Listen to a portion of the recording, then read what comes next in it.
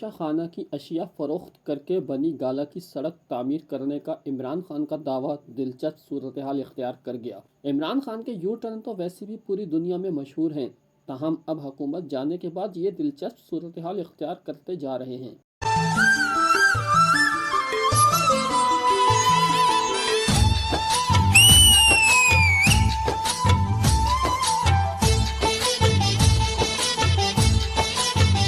سابق وزیر اعظم اور چیئرمین پاکستان تحریک انصاف عمران خان نے دعویٰ کیا تھا کہ انہوں نے توشہ خانہ کی اشیاء کروڑوں روپے میں فروخت کرکے بنی گالہ کی سڑک بنوائی تھی۔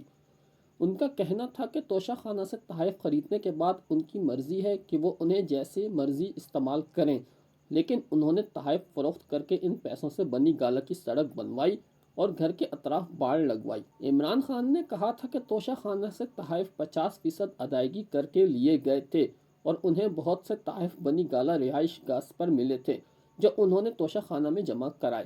انہوں نے کہا کہ مخالفین کو 3.5 سال میں ان کے خلاف کچھ نہیں ملا تو توشہ خانہ نکال لائے۔ دوسری جانب سابق وزیر اطلاعات فواد چودھری نے سماجی رابطے کی ویب سائٹ ٹویٹر پر لکھا کہ توشہ خانہ کی اشیاء فروخت کرکے بنی گالہ کی سڑک بنانے کی باتیں جھوٹی ہیں اور یہ صرف الزامات ہیں، لیکن موصوف یہ بھول گئے کہ یہ باتیں الزامات نہیں بلکہ عمران خان کے منہ سے نکلے ہوئے وہ الفاظ ہیں جو وہ صحافیوں سے بات چیت کے دوران ادا کر چکے ہیں۔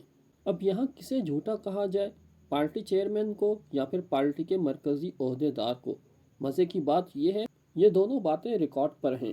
عمران خان کا ویڈیو بیان ہے تو فواد چودھری کا ٹویٹر پیغام۔ پارٹی چیئرمین اور پارٹی رہنما کے دعوے سامنے آنے کے بعد تیسرا فریق بھی میدان میں کود پڑا۔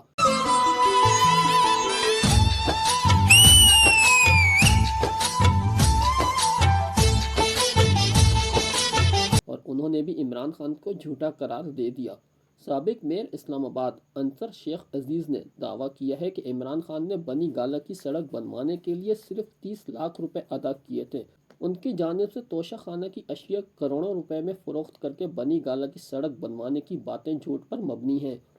سرکاری اعداد و شمار کے مطابق عمران خان نے 8 کروڑ کی گھڑی کو 50% ادائیگی کرکے نہیں بلکہ صرف 2 کروڑ روپے ادا کرکے حاصل کی تھی، اور ایک اور 38 لاکھ کی رولیکس کی گھڑی بھی صرف 7.5 لاکھ روپے ادا کرکے حاصل کر لی گئی۔